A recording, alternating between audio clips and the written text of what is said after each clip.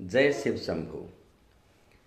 पवित्र महाशिवरात्रि उपलक्षे तमाम उत्कलवासी को आमर अभिनंदन, अभिवादन, नमस्कार, जुहार। शिवरात्रि व्रतं नाम सर्व पाप विनाशनम। शिवरात्रि नामक व्रतटी निजे एक पाप विमोचनी व्रत भाव परिगणित। एथिपाई यह एक प्रसिद्ध व्रत।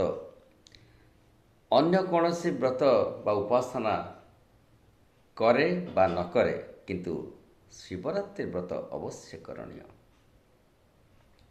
जहाँ मु देखुचे सबुठी नाथ है अटे तुम परसाद। जहाँ परसाद ताहांको अर्पिले हेबो सिना अपराध। आमे आमर इष्ट को जहाँ अर्पण करुथाए गंगा जल रे गंगा पूजिला भली अवस्था, किंतु गंगाधर को आमे एई जो जागर दिन उपासनाटी देऊ से गोटे नियार नैवेद्यटे अच्छी। से नैवेद्यटी हूँ राति सारा जागर रही जो क्लेशटी आम शरीर उत्पन्न हुए से तक आम नैवेद्य रूप अर्पण करूँ, जहाँ निश्चित भावे बजारर पुण्य नुहे। कथा हेउचे देवता असुरंक मिलित संजोगरे जो समुद्र मंथन कार्यक्रम होइथिला, सेथिरे असुरंकर पटरु बासुकींकर कंठरु जो गरल उत्पन्न होइथिला ताहा थिला अत्यंत मारात्मक, जहाँकि संसार को बा सृष्टि को ध्वंस कर दिया यथेष्ट थिला। ताहाको कोठी पकई दिया जीवो, जोठी पकई दिया जीवो से जगह सेठी ध्वंस ही ध्वंस संभूत हेबो।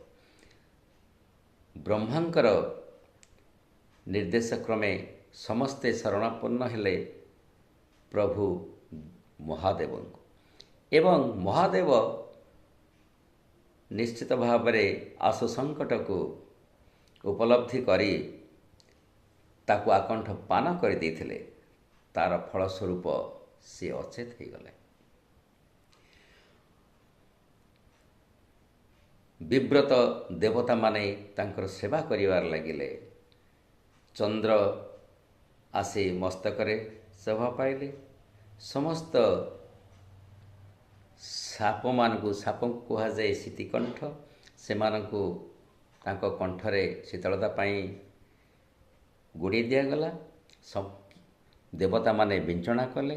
अनेक प्रकार सेवा शुश्रूषा परे राति पाहांते प्रभुंकर चेता भांगिला एवं से संतुष्ट हेले। सबु देवदेवी तांकर सत्कार रे व्यस्त अछंती।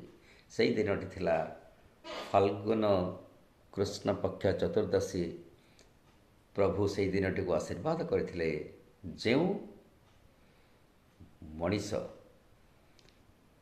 फाल्गुन कृष्ण चतुर्दशी रे उजागर रही शिव उपासना करिवे, तांको स्मरण मनन करिवे एवं हरवासरे हरिस्मरण, हरिवासरे हरस्मरण, एई भली गोटिए आशीर्वाद से देइथिले। सेटा आमे देखुचु।